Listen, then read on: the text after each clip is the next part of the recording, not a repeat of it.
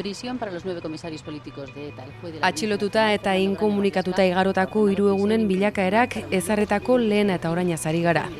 Sandra Barrenetxea 2010ko irailaren 14an atxilotu zuen Guardia Zibilak goizaldeko 3etan. Beste 8 lagun atxilotu zituzten operazio hartan ekineko kide izatea egotzita denei. Madrila bidean hasi zen amesgaiztoa, tortura sistematikoa baita, berezik emakumeengan. Sexu jazarpena eta humilazioak pertsonaren suntxiketa besterik ez baitu helburu.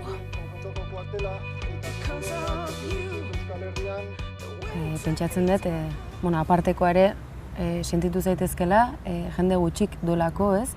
Tortura salaketa eginda, auzitara iristeko, eta kasu honetan gainera, lau auzipetu, Guardia Zibileko kideak direna gainera.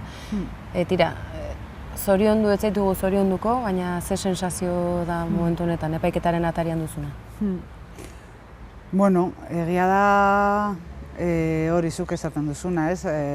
Ez da ohikoa heltzea epaitegietara halako salaketa bat eta bueno, harrigarria da notizia dela hori heldu izana, ez? Epaitegietara. Harrigarria da dinot, bueno, pues milaka eta milaka salaketak egon dira, tortura salaketak, eta bueno, oso gutxi heldu izan dira epaitegietara. Orduan, sentsazioa da oso nahasia. Alde batetik, ni entratu nintzenean hori epaitegietara helduko zala. Ba, bueno, halako ez da poza, baina bai da satisfakzio sentsazio bat, batez ere, bueno, salaketa prozesu hauek ez dira oso erresak. Esan nahi dut, salaketa jartzen duzunean, da berriro ez, bergogoratzea bizi izan duzuna, gainera jartzea epaile baten aurrean, jartzea zure salaketa, bueno, testu inguru baten normalean ez da oso atsegina, ez da testu inguru bat babesa eskaintzen dizuna, inondik eta inora oso arrotza egiten da halako salaketak egitea, gainera kontutan hartzen badugu, ba oso zure emozioa jartzen dituzula hor mahai gainean, ez? Eta zuri egin dizuten guztia jartzen duzula hor mahai gainean. Orduan, bueno, prozesu zaila da, eta orduan, ikusten duzunean, ba, hori, heldu dela epaitegietara, esaten duzu, bueno, zerbaitetarako balio izan du, ez? Epaitegietara heldu bai, baina bitxia da, aipatu duzu, ez? Babesgabetasun hori, azkenean zure intimitatea desagertu egiten da, handi batean, publiko egiten da, ez? Jasandako jazarpen hori, denen ahotan egon daiteken zerbait da, manipulatzeko errez gainera, horri gehitu beharko genioke, nahiz eta ezoikoa izan auzitara heltzeko aukera hau izatea, fiskalak hartutako jarrera ere erabat ezoikoa dela. Aipatzen genuen lehenago, azken batean, torturaren biktima izan da. Emakumearen aurkako indarkeria kasu bat bezala ere hartatu dezakegunean, babesik gabe aurkituko zarain batean, lekuko bezala deklaratu beharko duzulako, eta zure ustezko erasotzaileak bizkarra atzean izango dituzulako. Bai. Berez fiskaltzak ez du egiten akusaziorik. Eta orduan horrek esan nahi du, ni ez nazela agertzen epaiketan biktima bezala, baizik eta lekuko bezala. Horrek esan nahi du, ni besteko egon beharko liratezken neurri guztiak ezin direla egon, hau da, ezin da bionbo bat jarri Guardia Zibila eta nire artean.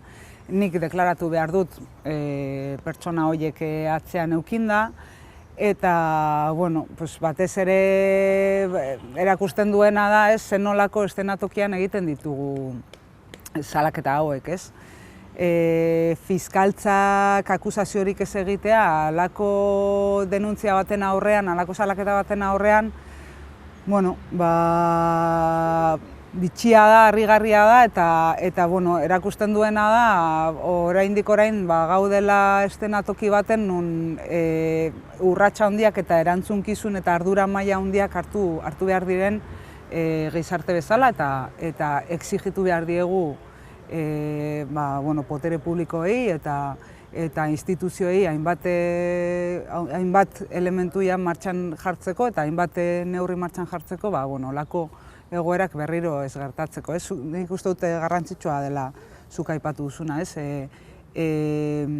Nik salatzen ditut torturak eta torturen baitan salatzen ditut eraso sexualak eta salatzen dut violentzia matxistaren hainbat, violentzia matxistarekin lotzen diren hainbat elementu, ez? Eraso sexistak, baina baita ere irain sexistak, eukimenduak, bortxak eta mehatxuak, hainbat elementu. Delitu guzti horiek ez dira bakarrik zigortzen kodigo penal arruntarengatik, baizik eta zigortzen dira ere gure herrian badaukagula indarrean genero violentzia eta eraso sexualen aurkako lege bat indarrean daukagu. Lege horren baitan zigortzen dira halako erasoak, eta kasu honetan ere ez dira kontutan hartu, ez? Orduan, hori ere nik uste dut hausnartzeko eman behar digula, ez? Ez errepikatzeko, aitortza, erreparazio hori, justizia arlotik, fiskalaren jarrera ikusita, ikusten da oraindik ere, lan asko dagoela egiteko, instituzionaletik oro har. Eskakizun zehatza ere egin duzu, azken asteotan, hainbat agerraldi publiko eginda.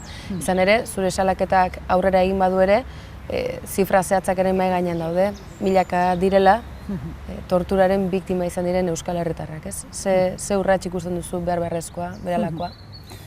Nik uste dut, markatu dela Paco Etxeberriak egin duen txostenak eta egiari zorrek egin duen azterketaren ondoren hor markatzen da inflexio puntu bat. Aitortza fasea bukatu da. Bukatu da, esan nahi dut, ez da bukatu ze oraindik ez dago aitortza instituzional bat, ez dago hola ofizialki, hori politikoki aitortza instituzional bat, baina bai dago nolabait gizarteak zekien edo ez, jakinaren gainean zegoen gauza baten inguruan badago nolabaiteko demostrazioa edo behintzat aitortza ofizial moduko bat, ez? Horrek esan nahi du hurrengo fasera pasatu behar dugula, eta hurrengo fasera da erreparazioa eta ez errepikatzeko bermena. Horrek eskatzen du, nire ustez eskatzen du, instituzioan alde batetik egon behar dela jendartearen aldetik, jarrera bat nik uste dut, behingoz mahai gainean ditugula kaso guzti horiek zer egiten dugu honekin, ez? Gizarte bezala zer egin behar dugu honekin. Behar baldin badugu eraiki gizarte demokratiko bat, oinarri hauen baitan eraiki dezakegu gizarte demokratiko bat. Nik uste dut hori dela galdera bat guztiok egin beharko dioguna gure buruari, baina gero ere instituzioen aldetik erreparazioa eta ez errepikatzeko bermeak emateko eman behar dira urrats zehatzak, eta urrats zehatz horiek itzuli beharko dira lege zehatzetan, lege zehatz batzuetan. Hor daukagun min guztia, nola erreparatzen dugun jendarte bezala, da hausnarketa bat instituzioetatik egin behar dena eta erantzuna etorri behar da, hainbat lege edo, hainbat lege definitu beharko liratezke, hori guztiak kudeatu ahal izateko. Hau da, gizarte bezala nola onartzen dugu hori gertatu dela, gizarte bezala nola onartzen dugu horretaz arduratu behar garela, horren konponketaz arduratu behar garela, eta gizarte bezala nola egiten dugu hor aurrera urratsak emateko, ez? Gizartea aipatzen duzula, askotan gertatzen den zerbait da, eta kasu hauetan are gehiago, tortura lekukotzak zirkustantziak bereziki latzak direlako, norberak bere personan jasandan noski, baina baita inguruan ere ez. Askotan, lekukotza horiek sinisteak berak ere traumatikoa sortatu daitekeelako, arrazoi ezberdinengatik. Nola bizi izan duzu prozesu hori? Ze askotan, espero ez diren egoera horiek agian gizartearen ispilu direla ere jabetzeko bali dute. Bai, ni atxilotu ninduten lehenengo aldiz eta torturatu ninduten 2006an. Eta hortik atera nintzen inongo prozesuri gabe, eta esan nahi dut, atera nintzen libre eta inongo akusaziorik gabe. Egun batean, ezagun batekin hitz egiten, nire ikaskide hoia izan zena, unibertsitatean, asko ezagutzen nindun, esan pertsona, urruneko pertsona bat. Baina zen beste eremu batean kokatzen zen, bai politikoki, bai pertsonalki, eta berak esaten zian, benetan ez zidala sinesten. Nik esaten nuenean torturatua izan nintzela ez zidala sinesten. Berak esaten zian, pentsatzen zuela ni nintzela militante koherente bat. Orduan, ni hori entzun nuenean, batean pentsatu nuen joe. Ezagutzen nauen pertsona batek hau pentsatzen badu, horrek esan nahi du, benetan torturak babesten eta justifikatzen dituen diskurtso hori, tortura salaketak direla sistematikoak ez gertatu direlako, baizik eta hori ez dagoelako agindu bat hori eskatzen duena. Pertsona honek hori sinesten badu, horrek esan nahi du, dagoela sinesmen orokor bat gizartean, edo gizarte eremu batzuetan, torturak inplizituki babesten dituena. Eta horrek ni behintzat kokatu nindun oso egoera latzean galdetzen niola nire buruari, zen nolako gizartean bizi gara. Nun gure auzokideak ere ez du ikusten benetan guri gertatu zaiguna, ez? Nik uste dut hor, badagola, elementu ezberdina daudela. Alde batetik badago elementu argia eta da hori urteetan landu da diskurtso bat hori torturak sostengatzeko, hori esaten zuena, ez zirela egiazkoak eta nolabait justifikatzen ziren, ez? Gatazka egoera batean, zu egon bazara hor jokalekuan, hori ere tokatu alzaizu, ez? Baina badago ere beste parte bat, eta da gure erantzunkizuna. Eta gure erantzunkizuna, bizi izan ditugun egoerak, salaketa baino gure auzokideekin eta gure gertukoekin hitz egiteko daukagun ardura. Esan nahi dut, egia da oso zaila izan dela urte guzti hauetan torturatu bezala agertzea eta kontatzea gertatu izan zitzaizuna batez ere ondokoak ez zizulako sinestuko. Eta orduan egoera hortan oso zaila da zu agertzea eta kontatzea gertatu zaizuna, baina, nik uste dut gu geu badaukagula ardura hori, ez? Kontatzeko gertatu zaiguna eta batez ere kontatzeko horrek ze ondorioak izan dituen gure bizitzetan. Ze askotan tortura kokatzen dugu komisaldegian gertatu zaiguna. Eta nik beti esaten dut, komisaldegian gertatzen dena, evidentemente torturak diela, baina gelditzen den beste guztia da tortura. Gelditzen den beste guztia da, zu ateratzen zarela komisaldegitik eta beste pertsona bazara. Osea, zu ja ez zara lengua, zu beste pertsona bazara. Eta ikasi behar duzu pertsona bezala berrera ikitzen. Eta ikasi behar duzu, ordura arte zure bizitza sana, ja ez dela existitzen. Osea, zu pertsona bezala, ja ez zara lengua. Eta, prozesu oso konplexua da. Eta prozesu horrek exigitzen ditu tresna batzuk. Exigitzen du zuk onartzea hori lehenengo, onartzea torturatu izan zarela eta horrek utzi dizkizula ondorio batzuk, eta hori ja prozesu oso bat da. Osea, jende asko eta asko dago, atera dena hortik eta ondino ere ez du onartu horrek ondorioak izan ditun. eta beti ditu. Eta orduan exigitzen du prozesu hori zuk erabakitzea egin behar duzula eta tresna batzu behar dituzula. Terapia bat beharrezkoa da, hainbat elementu beharrezkoak dira. Eta orain arte prozesu guzti horiek egin izan dira oso maila indibidualean. Bakoitzak egin du, aukera izan duenean, edo erabaki izan duenean, edo kontziente izan denean, benetan gertatu izan zaionaz. Baina ez da egon erantzun kolektibo bat horri begira. Ez da egon tresna kolektibo bat hortaz prozesu horietan laguntzeaz arduratuko zena. Eta nik uste dut horre ere hainbat urrats eman beharko liratezken. Aipatu duzu momentu batean, torturaren eragin hori, noraino iristen den, eragin eremu horren baitan, aipatu eta entzun izan dizugu, irakurketa hau ere jakina da, tortura azken batean tresna bezala erabilia izan dela, zuzeneko eraso bezala, komisaldiko eremu horretan, baina haratago ere bai. Zeharkako nolabaiteko biktimak ere egon daitezkela edo gizartea bera.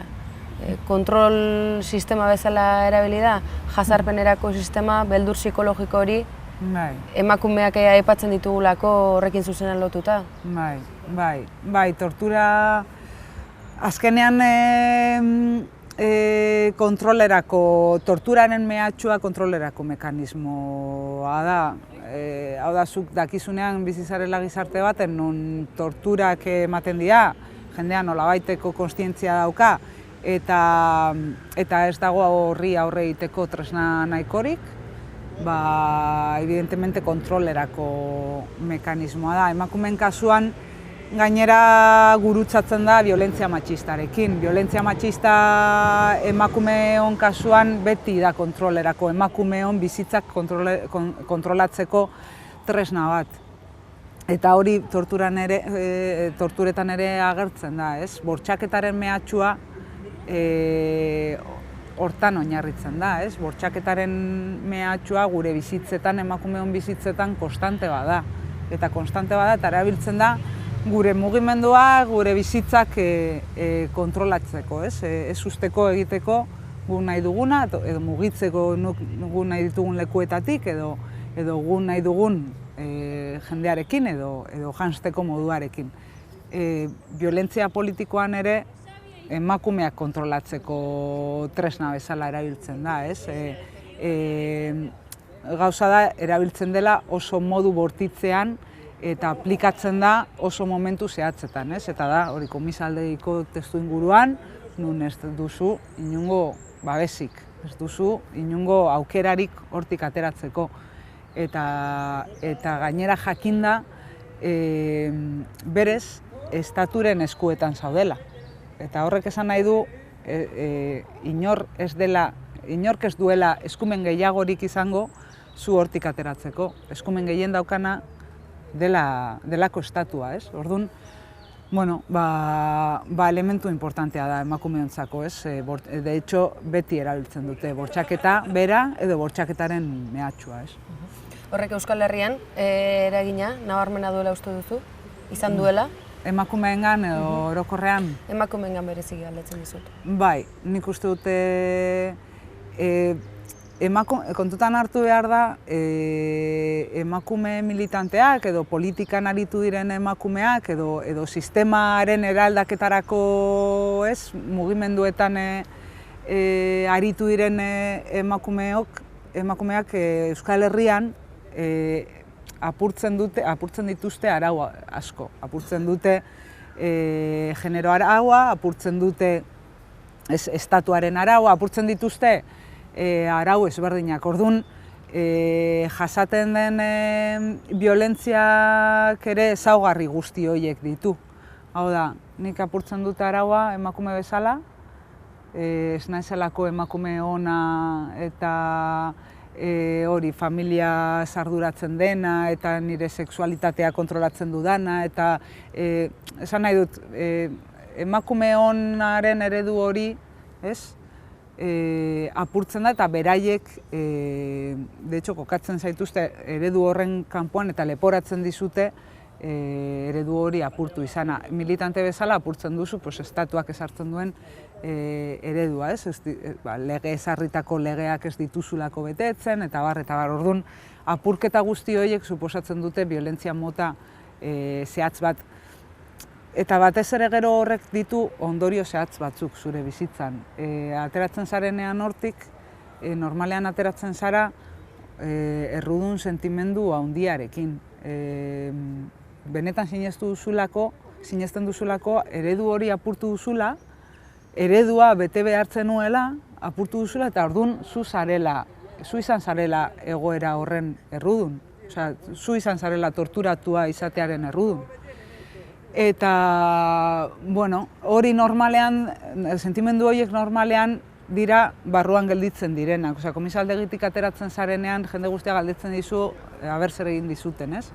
Eta zuk kontatu alduzu, egin dizutela poltsa, eta egin dizutela hau, eta egin dizutela beste. Normalean, ez da kontatzen zelan sentitu zaren, ezin delako.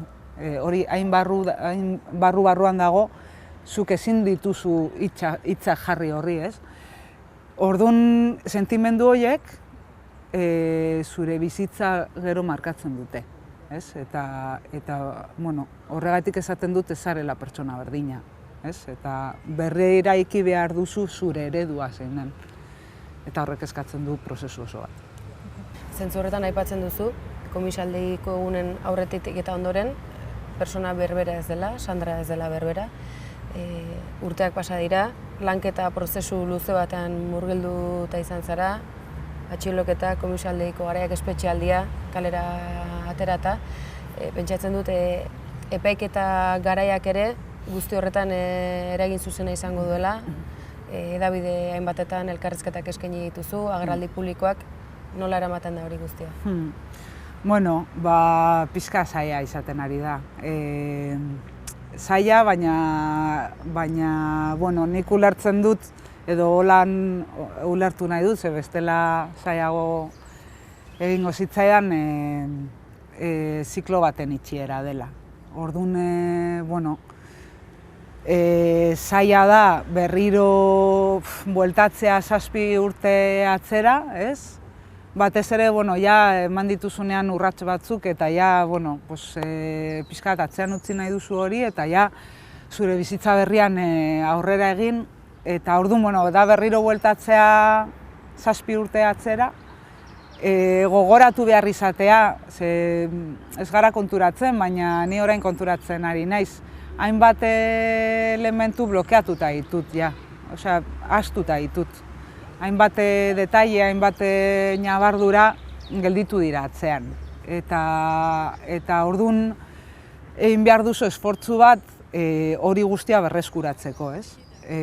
Suposatzen duen guztiarekin, osea, oroitzapen guzti horiek konektatuta daude emozioekin. Orduan oroitzapenak datozenean, emozioak datoz beraiekin batera, ez? Orduan, bueno, nik kudeatzen ditut beste modu batez, orain baditut beste tresna batzuk emozioiek kudeatzeko, baina, bueno, hor daude, berriro, ez? Eta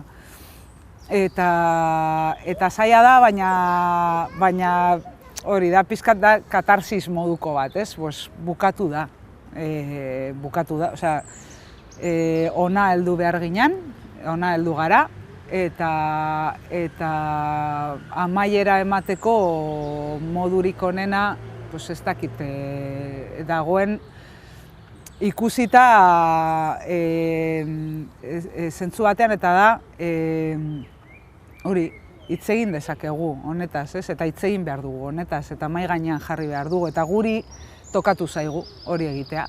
Guri dinot niri eta nirekin atxilotu zituzten guztiei, ez? Bereziki niri tokatu zai jartzea mahai gainean, baina, bueno, batek esaten zidan, ez? Komisaldegian oihuka egiten zenun eta inork ez izun entzuten. Orain daukazu aukera oihuka egiteko edo oihuka ez egiten hainbat jendek entzuteko, ez?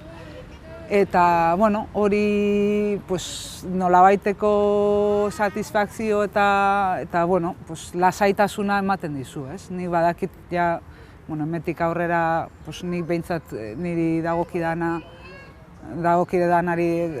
gehiago ez dudala pues, gaiari buruz hitz egingo, edo, bueno, behintzat, hola... Zikloa amaitutzat eman nahi duzula. Epaiketaren 3 saioak badatoz, aste hasierarekin batera, bihar gainera espero da, mobilizazio jendetsua Bilbon. Hala ere ulertzen dizugu, auzi honekin batera zikloa itxitzate joko duzula. Ez duzula hontaz hitz egingo, behintzat hedabideen aurrean, publikoki. Tira, zure sendatze fase horretan, ez, aurrera egingo duzula. Hala eta guztiz ere, epaiketa atari honetan, aurrera begira, torturaren auziaren sozializazio, aitortza, erreparazio, instituzioen jokatzeko garai honetan, zeintzu dira Sandra Barrenetxeak luzatu nahi dituen hitzak, zein da Sandraren mezua? Bueno, nik uste dute garrantzitsua dela bakoitzak bere buruari eta gizarte bezala ere edo herritar moduan galdetzea ea zen nolako jendartea eraikina digun. Ditugu bi aukera eta bata da, bueno, ustea pasatzen hau guztia eta bueno, egon diren milaka torturen kasuak ustea tapatuta eta inork ikusi gabe eta aurrera jarraitzea. Eta, bueno, arriskua egotea beste egun batean berriro agertzea eta agertzea modu, ustelduta edo daukagu aukera orain, baldintzak badaudelako, baldintza politikoak eta nik uste du baldintza sozialak badaudelako, ditugun kasu guzti horiek argitara eraman eta erreparazio bat eman, ez? Nik uste dut gizarte bezala dagokigula hori eskatzea, hori exigitzea. Osea, hiritar bezala, pertsona bezala niri dagokit hori eskatzea. Ez dudalako nahi bizi ezer gertatuko ez bazan bezala ez egiten duen gizarte batean, ez du nahi. Eta ez dakit norbaitek olako gizarte batean bizi nahi duen. Eta hori herritar bezala eta instituzioen aldetik nik uste dut, bueno, hainbat urratxe emateko baldintzak badaudela. Badaudela abia puntua ja jarrita dagoelako. Eta abia puntua da salatu diren kasu guzti horiek. Gehiago daude. Eta egongo dira kasu batzuk inoiz agertuko ez direnak. Konbentzituta nago. Badagoelako jende asko barruan duena eta ez du atera nahi eta ez du aterako, baina badago abia puntu bat hainbat neurri martxan jartzeko, hainbat hausnarketa egiteko eta hainbat lege inkluso definitzeko eta onartzeko. Orduan nik uste dut hori dela aurrera begira egin beharreko bidea, ez? Bide horretan, erronkak ere izango dituzu, azken batean torturaren helburuetako bat baita persona bera, ez? Suntsitzea, fisikoki, baina bereziki psikologikoki. Tira, urte hauetako lanketa prozesua aurrera eraman da, etorkizunari begira, auzi hau pasata, Sandra Barrenetxearen erronkak zeintzuk dira? Bizi, bizi lasai. Osea, bizi eta, bueno, pues, egitea egin nahi dudana beldurri gabe. Ni atxilotu baino lehen oso pertsona independentean nintzen, bizi nintzen bakarrik, egiten nahi nuena eta nik erabakita nuena. Eta atxiloketa eta gero ezin izan nintzen nire etxera bueltatu, ezin izan nintzen bakarrik bizitzera bueltatu eta ez nintzen batere kapasa erabakiak hartzeko. Osea, ez nire bizitzaren inongo arlotan, osea, nire bizitza prekarizatu zen guztiz. Orduan, bueno, hori da aurrera begira egin behar dudana edo jarraitu behar dudana egiten, ez? Erabakiak hartuz, nik nahi ditudan urratsak eman, ez? eta beldurrak kendu, eta bueno, pixka bat nahi dudan bezala bizi.